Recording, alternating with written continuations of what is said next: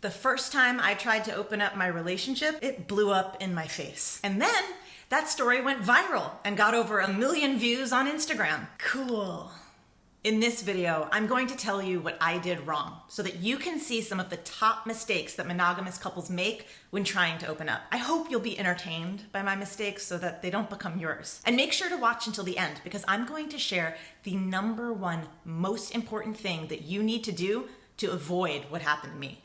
Hi, I'm Iseman and I am an open relationships coach. This channel shares all of the lessons that I've learned the hard way so that you don't have to. In 2016, I started hinting to my then boyfriend of 2 years about my fantasies of bringing other people into the bedroom with us. It didn't go over very well. He took it personally and would get upset, thinking that it meant he wasn't good enough for me or enough for me, and telling me that I was wrong for feeling this way. But I knew that that wasn't the case. It wasn't coming from a place of lack. Quite the opposite. I brought it up again, but this time I encouraged him to connect with someone on one of his many work trips. I asked him to send me a picture and then tell me about everything afterwards. First mistake. We needed to have way more conversations and ones that did not come from a place of me trying to convince him of anything before we took action. Trying to convince or coerce your partner into doing something for you is a great way to create further division and alienation and make them feel manipulated, like they're gonna lose you if they don't agree right away to do what you want. Instead, try getting curious about why they're feeling or reacting the way that they are, and then invite them to get curious with you. Let them know that you're nervous and scared too. This is an opportunity to strengthen your bond, so treat it that way. I mean, you're in this together, aren't you? Soon after that, he ended up connecting with a woman at the hotel bar on one of his work trips. They sent me a super cute photo and I was so excited. They ended up just staying up all night talking, which was really sweet. But we were on our way and I was excited. Shortly thereafter, one of my friends was coming into town. We'd known each other for years and we actually had a sexual history and we both knew that there was nothing more to it than that for either of us. This, to me, felt like the perfect person to explore with. Someone I already knew and felt safe with, who I felt had zero risk of turning into anything unexpected. I posed it to my boyfriend who was out of town on another work trip. Second mistake. My boyfriend and I didn't do a thorough check-in or debrief after his initial experience. We didn't assess what worked for each of us and what didn't. There was no specific setup for aftercare, and we hadn't even established any kind of reconnection ritual, whether formal or informal, which would have offered both of us an opportunity to strengthen our bond and create a sense of comfort and familiarity. This can look a number of ways. Showering together, having an intimate conversation, cuddling on the couch, having some of the sex, really anything in between. Despite all of that, my boyfriend gave me what he called his green light. I called my friend and we set up a night to play, and we had a great time. I ended up learning that my friend's last relationship had been open, which I didn't realize, and he shared about his experiences and all the benefits that it had brought to their relationship. That night became one of the most pivotal moments in my own personal growth. It opened up a depth of love and commitment and loyalty and intimacy for my boyfriend that I didn't even know I was capable of. I thought I'd been loving to my fullest capacity in all of my relationships until then. That night, I learned that even more was possible. I had my first experience of expansive love, and I couldn't wait to share it with my boyfriend.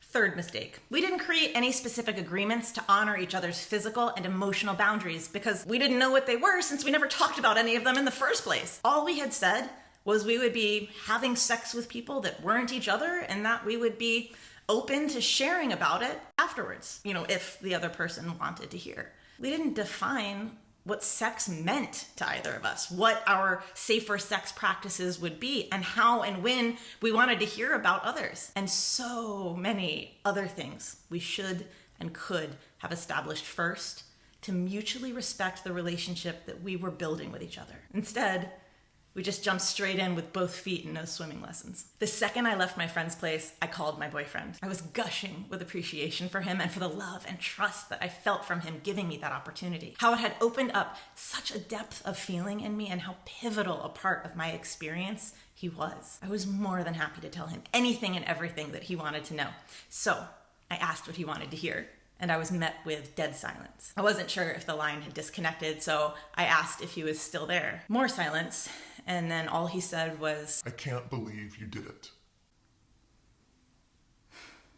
Fourth mistake. To this day, I still don't know if my boyfriend thought he would be okay with it and then in the moment realized he couldn't handle it, or if he had been testing me on purpose the entire time. Whether you're having an unexpected, undesirable reaction, or you're not sure or outright not okay with something, let your partner know. Do not test your partner. That puts them and you in oppositional roles, which means you're no longer partners, you're adversaries. No matter what the result is, no one wins, and you both deserve better than that. The uncomfortable moments, even the scariest ones, are actually our opportunities to lean in and be vulnerable together, creating opportunities for greater intimacy. Make sure that you're an inviting space for your partner to trust you with an uncomfortable truth about their experience. They shouldn't be afraid of your judgment. If you're having an unpleasant experience or you're confused, show your partner that you trust them and that you value your relationship enough to share that vulnerability with them. Now you're in it together, whatever it may be. And that's the foundation of a bulletproof relationship.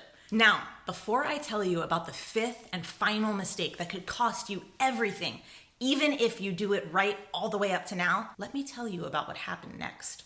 My relationship imploded. If I'm being honest, which I think you can tell by now is kind of my thing, there were other issues at play in the relationship. Poor communication, lack of emotional intelligence, controlling behavior, and anger management issues. This experience was rocket fuel to the dumpster fire. He proceeded to vacillate between cold shoulder and hurling insults at me for days. He questioned my moral and ethical foundation, my commitment to and love for him, and even accused me of sexual depravity and an assortment of other helpful ways to waste time and air with someone that you say you love. As many mistakes as we had each made up to this point, I'm so proud of myself for being far enough along in my own self-development work to at least know that I was in integrity with my word and action. We were stuck in our own tornado, seemingly with no way out. That's when we made what is often the biggest mistake that a newly open monogamous couple can make. We talked to the friends who had originally introduced us, another monogamous couple.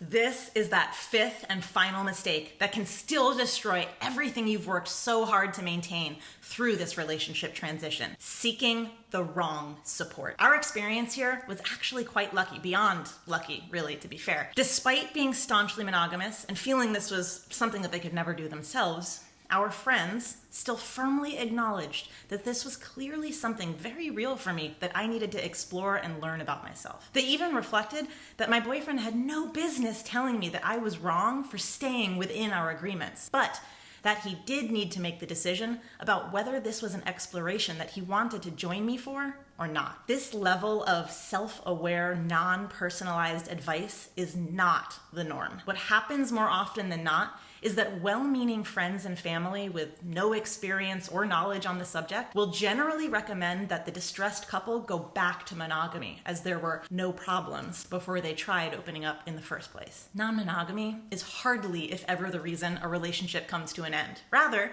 it can shine a light on issues that were already there in the first place, but were maybe easier to kind of sweep under the assumptions of compulsory monogamy. Non-monogamy gives us the opportunity to look at those issues. How and if we address them is what actually determines our fate. Getting the right support from experienced, educated, and informed peers and/or professionals is key to making sure that you have all the tools and resources that you need to open up without blowing up. So what ended up happening between my boyfriend and I after that important conversation with our friends? After another ill-advised week or two of verbal and emotional abuse, my nervous system made leaving non-negotiable. I recognized what my friends had said to be true. This was real for me, and I needed to explore it. But I realized I had no idea what I was doing, and so I needed to explore it on my own. At least at first. I didn't want any more emotional casualties on my conscience. That was all back in 2016, and I've learned a lot since then, which is why I've been able to spend years now living and loving openly in fulfilling multi-partner relationships. It's also why I now work with couples who want to open up without blowing up, to make sure that my mistakes don't become theirs. If you enjoyed this video, don't be afraid to hit that like button. And I'll see you in the next one where I'll talk about how non-monogamy isn't just a lifestyle choice, but how it can also be an orientation. Do you know what your relationship orientation is? Be sure to subscribe and hit that notification bell so you'll get notified every time I post a new video about expansive relationships. And if you want to see if the math adds up for you to open up, make sure to download my free relationship ratio workbook. And check out all the other resources in the links below to learn how I can help you open up without blowing up.